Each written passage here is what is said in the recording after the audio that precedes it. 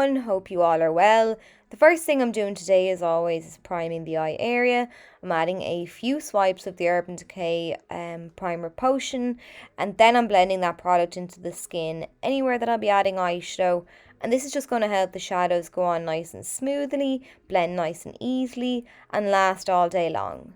So today I'm using the brand new Urban Decay Naked Cyber eyeshadow palette. This is their latest launch, and it contains a range of satins, mattes, shimmers, metallics, glitters and duochrome finishes, all of which are vegan. The first shadow in the lineup that I'm taking is called Virtual, and this is a nice matte peach eyeshadow, which I'm going to use as my transition shade.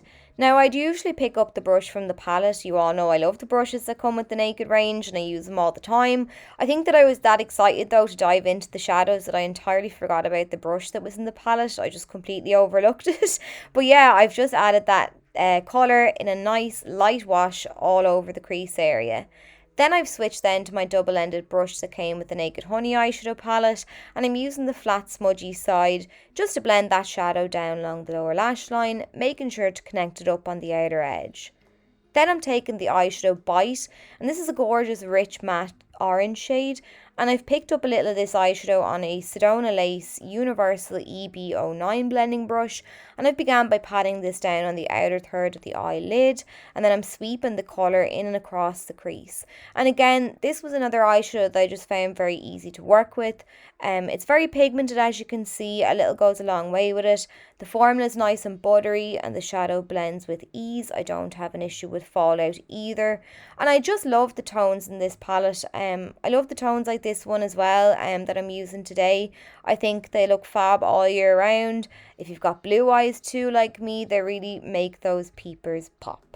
Now, I really just didn't need to do this, but I did more so, I suppose, out of habit.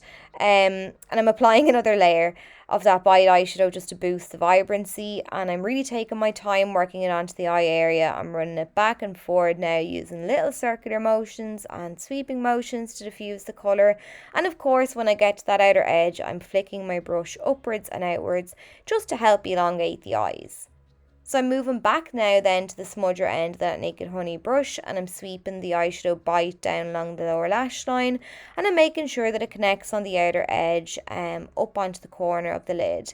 Then I'm flipping my brush around and I'm using the blending side of that brush just to run along the edges to make sure that everything is nice and soft and blended. The next eyeshadow I'm taking then is called Electrode, and this is a peachy shimmer which I think complements the look beautifully. So what I've done is picked up some on my flat C-shaped brush. I've spritzed my brush then with some of the Glow Urban Decay All Nighter setting spray, and now I'm working on applying this to the lid. Now, I did find this was a little bit sheer even with the setting spray, but I actually think that's how the brand describes it. But you can of course get more of a colour payoff if you use your finger. But I think if you didn't layer up that orange like I just did, and you sheared that out a little and paired it with the Electrode shade, it would make this look really wearable for daytime, or it would be a nice look to do for someone that wanted to incorporate colour into their makeup look without going ham with it. But the next shade then I'm taking is Metadata, and this is a lovely champagne shimmery shade. I've just picked this up on a little Wet n Wild bullet shaped brush. I've spritzed my brush again with that setting spray, and then I'm swirling the eyeshadow around the tear duct of the eye to add a little sparkle to that area. To line my waterline then, I'm using the Urban Decay 24/7 Glide on Eye Pencil in Torch. This is a much loved pencil of mine. As you can see, I'm down to the very bottom of it, and I'm traumatised about it because I can't seem to get the colour anywhere, so I'm using it sparingly. But I've just coated the inside of the eye, just that bottom waterline. I'm not touching the top. Then I've added some of the Eylure Bauble lashes, and then I'm moving on to mascara. I'm using the Lash Freak Mascara by Urban Decay, and I'm using this to liberally coat my bottom lashes because usually I'd add some shadow for depth, but I really wanted to keep this look just nice and bright and warm.